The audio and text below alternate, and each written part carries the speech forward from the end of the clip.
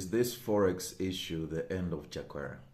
Are we heading towards disaster if we decide to stay with him? And what do we have to say about this economic climate in Malawi? So this video is covering these things that I've just mentioned. I want us to talk about this issue, and I want to hear your opinions as well in the comments. So make sure you like, make sure you subscribe to the channel. Thank you so much for doing so. Let's get into this. Recently, I was trying to make a purchase online, and I was trying to use my cards, my Visa cards for National Bank, Standard Bank, and sometimes even the MasterCards for the mobile money. And so trying to make transactions on online platforms that sell things that I wanted to purchase. And one of the things that I noticed was that every time the cards were getting declined. Okay, they were saying you have to contact your banks, you have to contact your service providers and find out exactly what is going on. But this card cannot be issued. Not cannot be issued, but cannot be used to make a transaction. And so I was wondering what is going on. So I started with Standard Bank, went to the National Bank Visa card, everything was not working. And so I began to find out from people as well whom I knew actually do a lot of transactions online.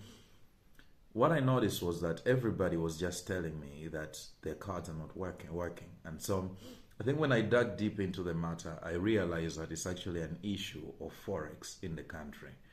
The government has literally ordered commercial banks to not be in charge of Forex anymore. All of it has been put under the Reserve Bank entirely. And so this is why you find that for you to actually access some Forex, I went to Standard Bank to find out exactly what it would take for me to actually have some Forex.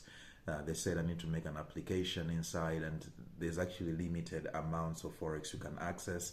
And at the same time, you need to also provide the details of where you're sending the Forex to.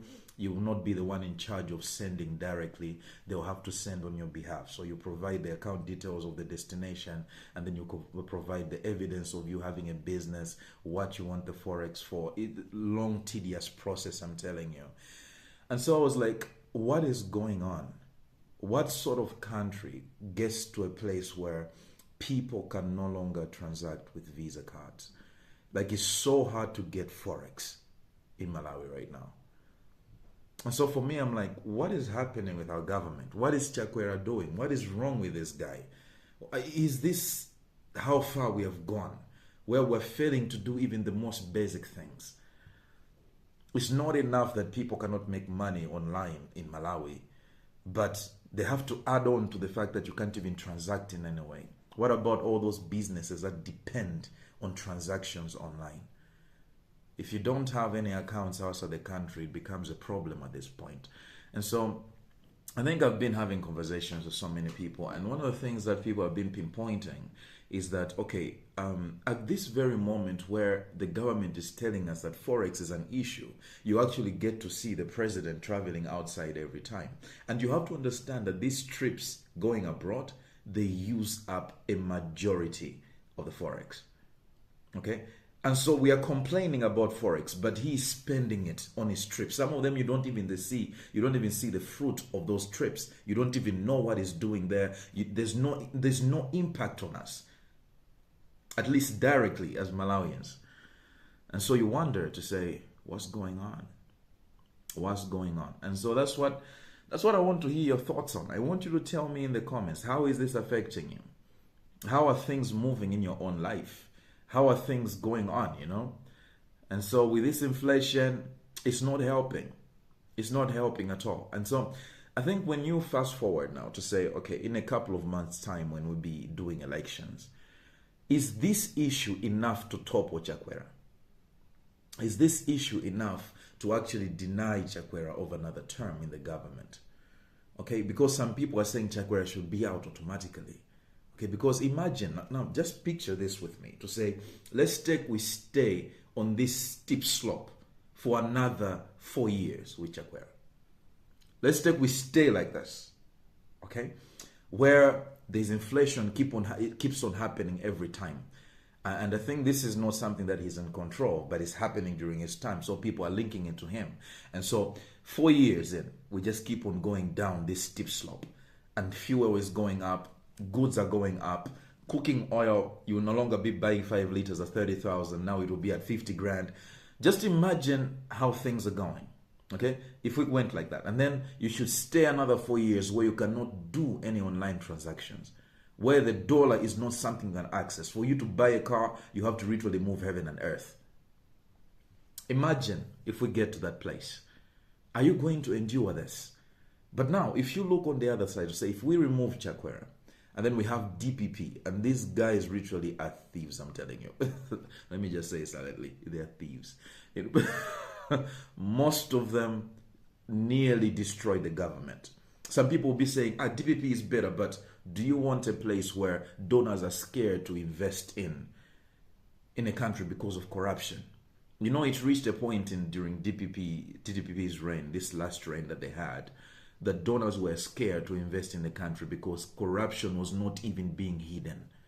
It's one thing when they're doing it behind closed doors and things are going on well in your personal life, but these people were literally looting the government. And donors began to question whether to invest in Malawi or not. You know that our country cannot survive on donor aid. Without donor aid, you know this.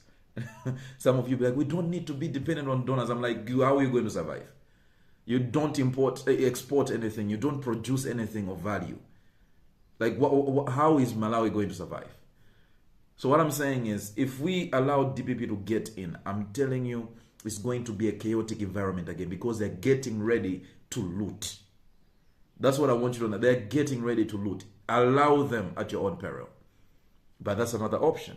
We look at UTM. UTM is simply an extension of DPP now with the passing on of Dr. Saulos Chilima, because the people who are in DPP, they're now in UTM. And then you wonder to say, can you literally train a dog when it's in old age to do new things? I don't know. I'm not saying they're dogs, of course. Don't get offended. I'm just saying that these people have no one way of doing politics. Are you sure that they have changed now just because they've changed parties? Because sometimes people's patterns are more powerful than their words. And one thing you can't do is believe politicians' words. No, it's so easy for people to say that once I get in government, I'm going to do this, I'm going to do that. But we've seen it time and time again that once you get in there, you begin to understand that this machinery is bigger than you. You begin to understand that there are patterns to politics in Malawi, some of them bad and toxic. They are actually players who have been there for a long time, who control the very chair of the president. And so you begin to understand that there are some people who know this corrupt politics game too well. And so you wonder to say, I remember when Chakwera and Saulos Chilima were saying things like, we'll do this, we'll do that. Look at them now. Even before Saulos Chilima died, people were like, he will be the one to change things. No, he wasn't going to change anything. I'm telling you the truth right now. So what do we do in light of this? Is this issue big enough to topple Chakwera? And if Chakwera moves out of the way, who is going to get there? Okay, who do you have in mind to say this is a perfect candidate? Okay, but for me, I feel like this Forex issue is very big. It literally limits Malawians, and that's a big, big problem. Okay, because one thing you don't want is, okay, because it's one thing for politicians to be doing their corruption and things like that. We can't totally get rid of it unless we have a radical in the president's seat, a dictator or someone like that. But corruption will always be there to some level. But when it starts to affect the livelihood of Malawians and even Malawians' possibilities to expand and grow, then it becomes a big issue. How are you surviving? Tell me in the comment section below. Thank you so much for tuning in today. I want to hear your thoughts. Please subscribe to the channel or like the video. Until next time, have a good one.